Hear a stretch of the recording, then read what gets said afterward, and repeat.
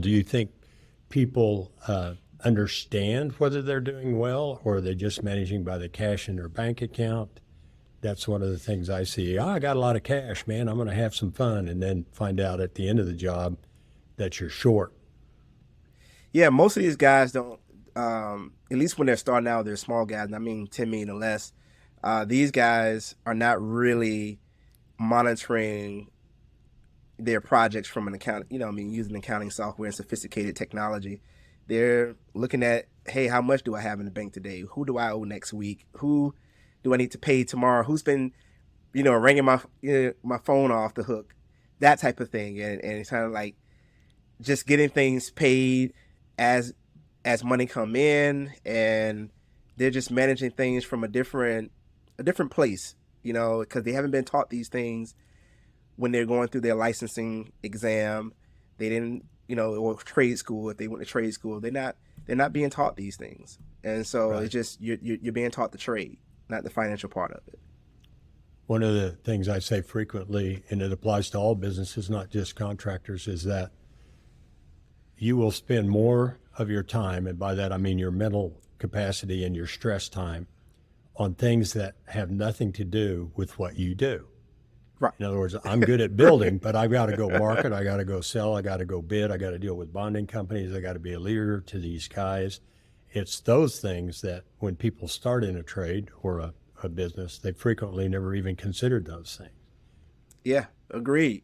And you have to consider those things when you're thinking about running a business, and if you're trying to grow a business. Like, how do we determine growth and how fast we should be growing, and are we growing? How those things are being determined and decided. That's where you need someone with that financial expertise, or at least knowledge, on a basic level, to help you, understand what's going on in your company. So if you just had to reduce it to a couple of things, what are two things that every contractor has to know or Oh man, understand anyway? There are more than it, that, but yeah, the two top that come to mind is scheduling and estimating. And I know those things seem like, well, estimating seems like a financial thing, and scheduling probably doesn't. But scheduling is very much so a financial uh, thing to consider in construction. And so these things can really throw your whole all your projections off course if you get it wrong.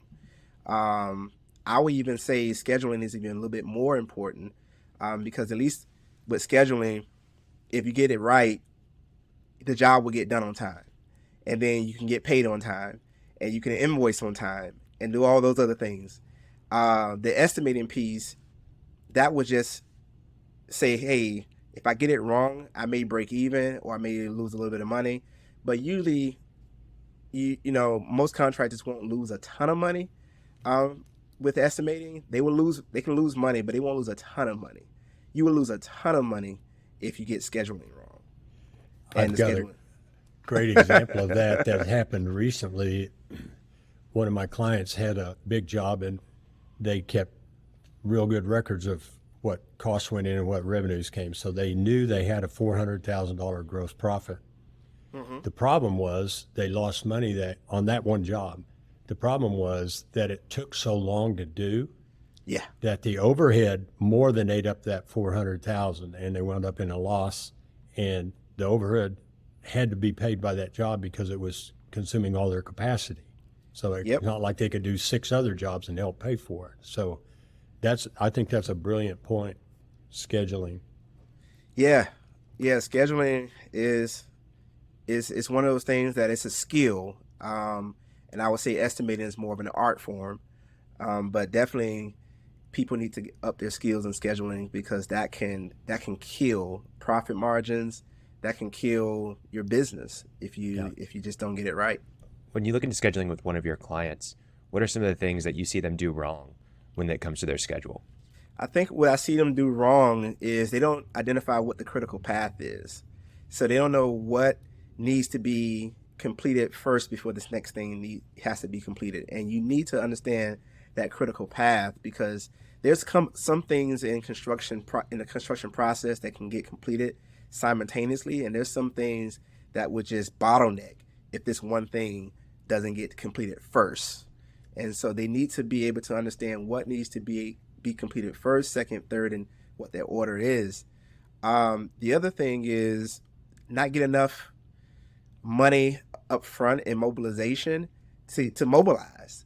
And so when you're not, when you don't have enough money, you're trying to actually collect money from other sources so that what you can mobilize and get things scheduled out and order materials and have deliveries shipped and those type of things. And if you don't have those deliveries on time, if the subs are not, paid so they can get started, then they're not gonna start the job until they receive their deposit or whatever it is that they're seeking from you.